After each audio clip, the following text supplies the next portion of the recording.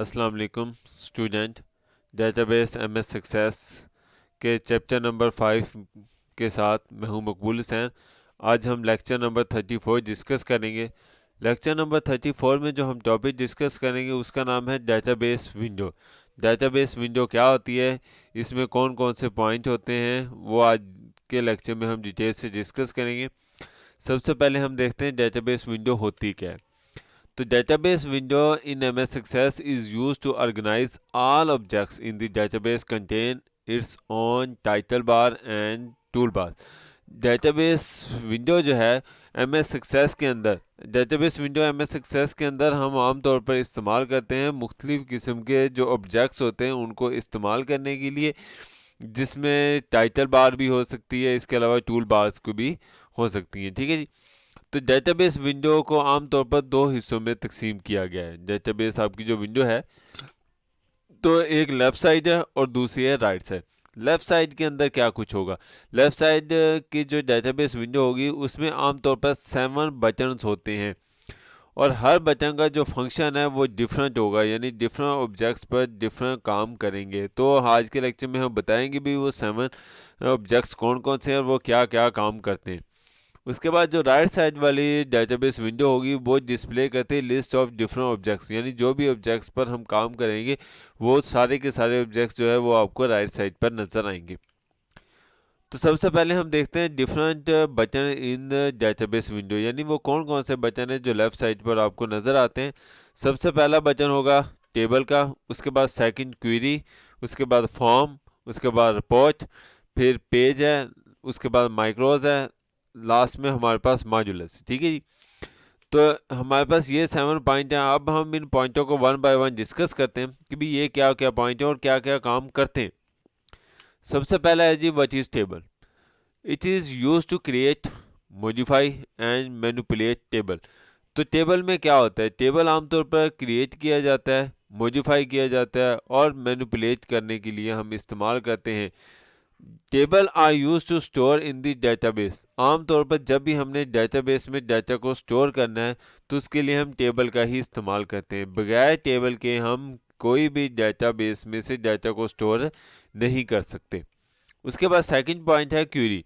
Query क्या होती है, आमतौर पर क्वेरी जो है वो क्वेरी क्रिएट करने के लिए इस्तेमाल की जाती है। तो क्वेरी होती क्या है, query are use to retrieve data from the database, यानी आपका जो डेटाबेस है जिसमें आपने बहुत ज़्यादा डाटा जो है स्टोर किया हुआ है, उसमें से अगर डाटा को आपने हासिल करना है, एक्सेस करना है, वापस लेकर आना है जो आपने स्टोर किया हुआ है, तो उसको एक्सेस करने के लिए हम क्वेरी का इस्तेमाल करते हैं। उसके बाद थर्ड फॉर्म हमारे पास है व्हाट इज़ फॉर्म। फॉर्म क्या होता है, तो it is use to create form. आमतौर पर फॉर्म को हम क्रिएट करते हैं। उसके बाद form are use to enter data in the table easily using graphical user interface. तो फॉर्म को इस्तेमाल करते हुए हम टेबल के अंदर बड़ी आसानी के साथ ग्राफिकल यूज़र इंटरफेस के ज़रिए हम डाटा जो है अपने कंप्यूटर के अंदर या डेटाबेस के अंदर डाटा को स्टोर कर सकते हैं।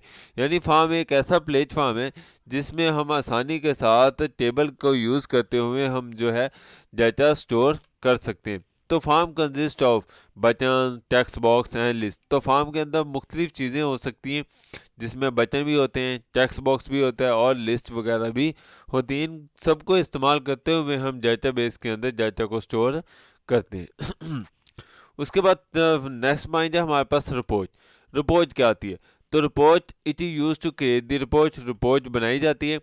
Report are use to display the information from database different ways, यानी रिपोर्ट आमतौर पर हम इस्तेमाल करते हैं किसी भी इंफॉर्मेशन को अगर हमने जो मुख्तलिफ वेज में, मुख्तलिफ फॉर्मेट में, मुख्तलिफ वेज के ज़रिए, मुख्तलिफ तरीक़ाकार के ज़रिए अगर हमने रिपोर्ट को शो करवाना हो जो आपके पास डाटा है, तो उसके लिए हम रिपोर्ट का इस्तेमाल करते हैं। रिपोर्ट क्या होता है, यानी किसी भी डेटाबेस में जो आपकी इन्फॉर्मेशन है उसको डिफरेंट फॉर्मेट में अगर शो करवाना हो तो उसके लिए रिपोर्ट का इस्तेमाल किया जाता है। Report are use to make important decision. Report की बेस पर ही फैसले लिए जाते हैं। ठीक है जी, यानी क्या करना है, कैसे करना है, क्यों करना है। ठीक है, और इसमें जो मिस्टेक वगैरह है वो सारा का सारा जो है वो किसकी बेस पर होता है, वो रिपोर्ट की बेस पर ही हम डिसीजन लेते हैं।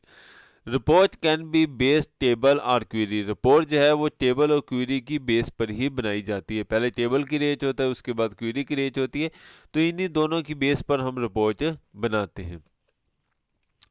उसके बाद नेक्स्ट जो होता है व्हाट इज पेजेस। तो it is use to design data access page. तो आमतौर पर ये इस्तेमाल किया जाता है, डाटा डिज़ाइन किया जाता है डाटा एक्सेस पेज, यानी पेज को एक्सेस करने के लिए। तो the data access page are use to display the access data on the web, यानी अगर वेब के ज़रिए अगर हमने कोई भी डाटा को एक्सेस करना हो तो उसके लिए हम पेजेस का इस्तेमाल करते हैं। नेक्स्ट हमारे पास है व्हाट इज माइक्रोस। माइक्रोस क्रिएट किया जाता है। The macros are used to perform same sequence of step quickly and automatically।